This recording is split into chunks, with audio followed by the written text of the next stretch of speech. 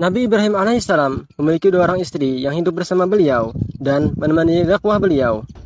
Kedua orang istri tersebut bernama Sarah dan Hajar.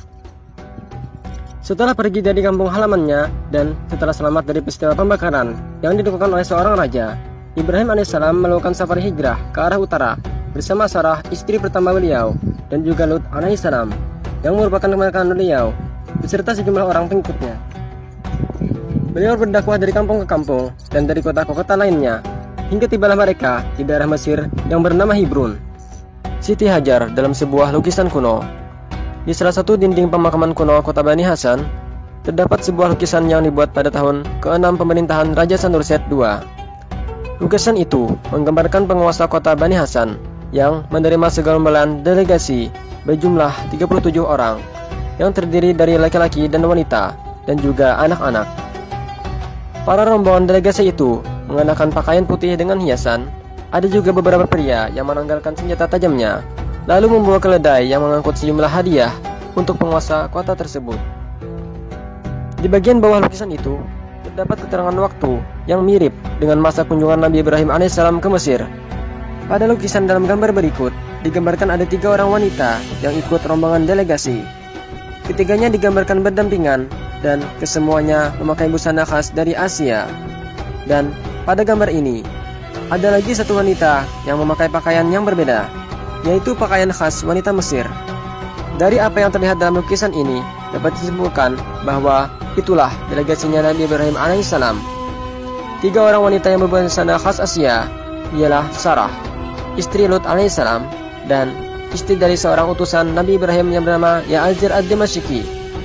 Adapun satu wanita lainnya yang memakai busana khas Mesir, maka dialah Hajar. Tujuan rombongan ini datang menurut Taurat adalah disebabkan bencana kelaparan yang menimpa daerah asalnya. Pendapat ini juga dikemukakan oleh Muhammad Bayyumi Mahran. Namun, menurut Rusli Al-Badrawi, kekeringan dan bencana besar seperti itu seharusnya mendorong kegiatan migrasi besar-besaran penduduk Kanaan. Kenyataannya hal tersebut tidaklah terjadi. Sejumlah besar pengikut dan budak Ibrahim alaihissalam bahkan tetap tinggal di Hebron. Pendapat mengenai ini yang paling bagus dikemukakan oleh Abdul Hamid Jawdah As-Sahar, yang berpendapat bahwa migrasi ini disebabkan oleh banyaknya pengikut beliau serta para budak Nabi Ibrahim yang menyesaki padang rumput dengan gembala dan tanah penduduk Kanaan, serta dakwah tauhid yang diajarkannya membuat kemarahan penduduk Kanaan. Menyadari bahwa Hebron berada dalam jangkauan kekuasaan Mesir, penduduk Kanaan mengutus delegasi ke Mesir untuk meminta bantuan Raja Mesir. Mereka berharap agar negeri itu mengirimkan orang-orang yang mampu menyergap perkemahan Ibrahim alaihissalam dan menawan pengikut-pengikutnya. Harapan penduduk Kanaan itu pun dipenuhi oleh Raja Mesir. Maka perkemahan Ibrahim alaihissalam pun disergap dan sejumlah orang pun ditawan, termasuk Sarah, istri beliau. Saat peristiwa itu terjadi, Ibrahim alaihissalam tidak berada di perkemahannya. Setelah ia kembali dari perkemahan dan mengetahui apa yang terjadi, Ibrahim alaihissalam pun menyusul ke Mesir bersama Lut alaihissalam, Al-Ya'azir ad-Dimashqi, dan sejumlah orang-orang yang beriman untuk menyelamatkan Sarah. Namun, menurut Rusdi Al-Badrawi, alasan utama mereka berkunjung ke Mesir sudah dipastikan berdasarkan wahyu Allah. Allah Subhanahu wa taala telah mengatur hal tersebut. Allah juga telah mengatur bahwa Nabi Ibrahim alaihissalam akan membawa serta Hajar dari Mesir yang akan melahirkan Nabi Ismail alaihissalam. Mengenai peristiwa ini, terdapat sebuah hadis yang diterangkan oleh Rasulullah SAW yang diriwayatkan oleh Abu Hurairah radhiyallahu anhu sebagai berikut. Ibrahim alaihissalam, sang Nabi, semoga salam terlimpah atasnya, tidak pernah berbohong sedikit pun, kecuali 3 kebohongan, yaitu ucapannya,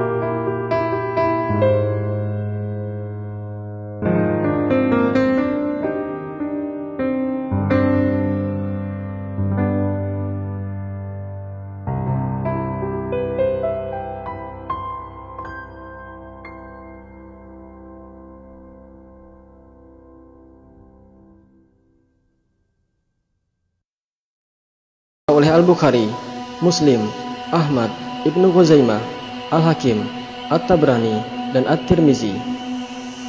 Melengkapi hadis barusan, Rusdi Al-Badrawi menyimpulkan bahwa hadis tersebut sahih untuk dua kedustaan yang disebut pertama, karena ia bersumber pada Al-Quran itu sendiri, yaitu surat As-Saffat ayat 89 dan surat Al-Anbiya ayat 63. Namun, ia meyakini bahwa berkaitan dengan kedustaan yang ketiga, yaitu ucapan Nabi Ibrahim mengenai diri Sarah, adalah berasal dari Taurat yang disisipkan ke dalam redaksi hadis. Bisa jadi itu dilakukan oleh seorang muslim yang sebelumnya berasal dari kalangan ahlul kitab. Abdul Wahab An-Najjar menolak hadis tersebut karena meskipun derajatnya sahih, hadis tersebut hanya sampai kepada kita dalam redaksi ucapan seorang ulama. Hadis sahih dapat langsung diterima jika ia berkaitan dengan masalah-masalah ilmiah. Namun, dalam masalah-masalah akidah, ia baru dapat diterima jika sahih dalam dua hal sekaligus, yaitu sanad dan matan. Kedua alasan ini ada benarnya dikarenakan ucapan Nabi Ibrahim kepada diri Sarah, yaitu, "Sungguh, aku tidak mengetahui adanya seorang muslim lain di bumi ini selain engkau, adalah tidak masuk akal." Sebab Nabi Ibrahim pergi ke Mesir bersama beberapa orang yang juga turut beriman pada kerasulan beliau. Wallahu a'lam bishawab.